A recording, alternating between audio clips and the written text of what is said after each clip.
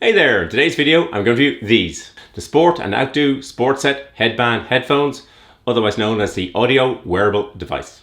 I'm making this video because I got an email from Sport and Outdo suggesting I try their new Headband headphones. I found the concept intriguing, particularly as an alternative to earbuds, and in this video I'm going to review them and see if I can recommend them. And as always, there's chapter links down below so you can skip on through to the bits you might be interested in. Usually at this point in the video I would tell you why I bought them, but they were sent to me for free by Sport and Outdo, and I haven't discussed anything with them in relation to what I think of them, and this is the first time they're going to see what I think of the unit. Sport and Outdo is a sub-brand of Mifo technology. I'd heard of Mifo because in looking at wireless earbuds, there's a Mifo 05 Plus Generation 2 that was very well reviewed. I'll put a link to the Runner's World article in the description, but they noted the remarkable sound quality. So I was really interested in the concept of this particular headband and was anxious to try it out. I've got a variety of headphones, the over-ear cans as they call them, not great for running. I have earbuds, I also have wired earbuds that are connected together, and there's pros and cons of all of the different headphone types. There's a couple of disadvantages about earbuds.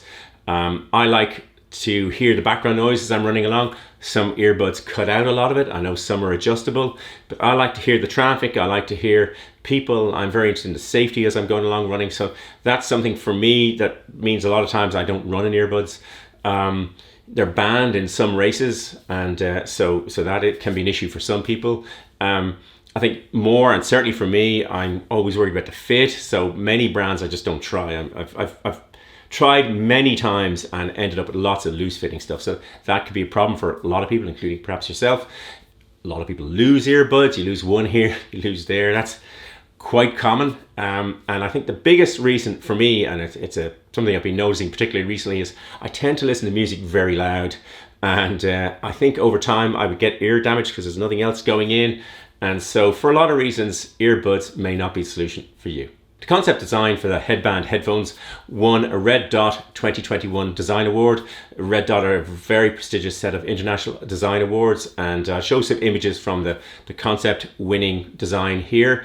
Essentially, the unit consists of a piece at the back with all electronics encased in almost totally a sort of black plastic, and then a headband to the front that clips in and out very simply. And the headband has a little bit of stretch in it, but effectively you tell the company the size of your head. It's a very simple measurement, and you tell them the size of your head, then they send you the box with 3 different ones closest to the size that you've sent them. And in my case, I had a large head, and then I got a large, medium and small in relation to that, and I found the medium fit just well and very easy to swap in and swap out. I'm told they've made custom ones for different people with different body sizes, and the unit is completely washable. The headband, you can take it out, and the clips that clip it to the main unit are stainless steel, so it's very washable. There are controls on the side and on the top, and so if you press the side button for about a second, it'll turn on and welcome you, and if you hold it for 5 to 8 seconds,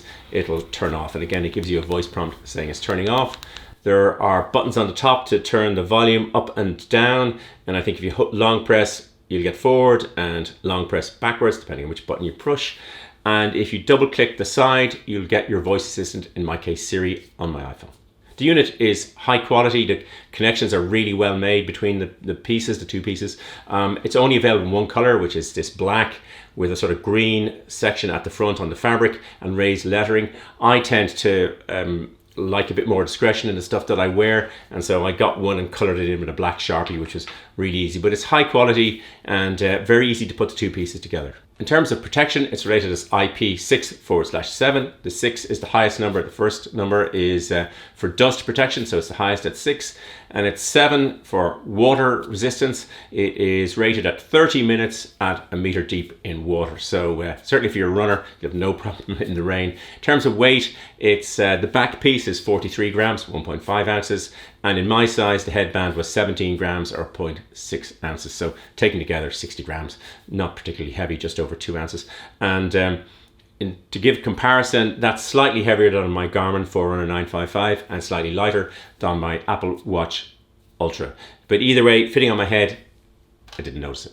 The unit charges very similar to an Apple Watch, where there's a USB with a bespoke connector at the end, magnetizes. In this case, it's a USB Pogo, it's called. It takes, if you give it a 10-minute charge, you get 2 hours of playtime, 40 minutes roughly for a full charge, and about 5 hours duration of playtime when you're playing with the battery fully charged.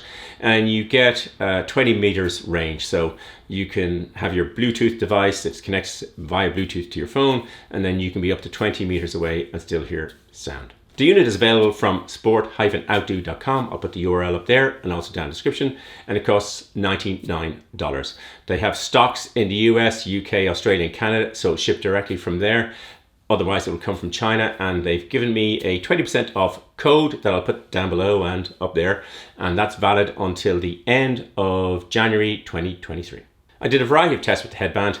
I ran for over an hour from the city out to trails to see what it was like in an urban environment and in a quieter environment. I listened to audio calls I made and received, and I did general listening to music and all sorts of stuff on them for the past week. In terms of the fit, I found them to be very comfortable. You pick the right size, very easy to swap in and out the headbands. They've got silicone grippers on the back side of the headband, which stop them sliding up and down your forehead. There's a little bit of stretch in the headband anyway. I had to put them on wearing glasses. I wear running glasses when out running, and you could obviously wear them with contacts, but I was using the running glasses, and I could wear the two. Not ideal, but it was still pretty comfortable. One difficulty I had was I didn't find the unit very loud. Fine inside in the house, but when I was out running, I didn't find it as loud as I'd like it to be. I'll show a little piece here where I push it up against the speaker. It goes up against the microphone on the Apple Watch Ultra, and it's quite high decibels at that particular point. But when it was on my ears here, I couldn't hear particularly well in an urban environment. So when I went out on the trails, it was a lot better. I found it better for listening to audiobooks, which I don't usually run and listen to music or listen to audiobooks, but I actually really enjoyed. I put on Ulysses as an audiobook and ran over parts where it's written, and I found it very easy and enjoyable running along. So much better on trails. And once I was inside or back to the city, the basic humdrum, which I want to hear as it happens, drowns out whatever I could get out of the headphones. In terms of the sound quality, it's like all small headphones. There's not as much bass as you might like, and it sounds bright. It's not dissimilar to sound that comes out of the iPhone, but yeah, I prefer it to be just a little bit louder. The use case for me would be trail running, where the environment where I want to hear it, but it's relatively quiet. I might want to hear the birds, the sound of waves, all that kind of stuff that I heard the other day. Then actually that's the particular use case for me. In an urban environment, they're not powerful enough to drown. I don't want them to drown out all the other sounds, but I'd like to sort of blend them, but that wasn't so easy. You could, I don't know why you would, but you could use them in other contact sports where you're running around and you're afraid of knocking and an earbud falling out.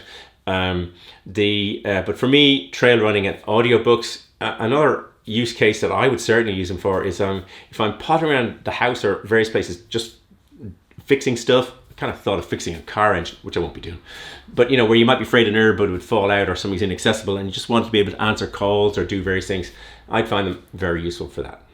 Should you buy the SportSet headphones? Well, if your use case matches mine and earbuds don't work for you and you want to listen to audiobooks whilst trail running or music at not such a loud volume, but where the sounds, you can listen to the environment but it's not drowning out the sound, then yeah, these are really interesting concepts and they're not particularly expensive, and yeah, they're well worth considering. I hope you enjoyed the video and found it useful. If you did, it'd be great if you hit the like button. As always, there'll be lots of stuff down in the description below, and I'll happily answer any questions you put into the comments. There'll be a big blue subscribe button popping up there, and some great videos there. Thanks for watching. Until the next video, just keep running along.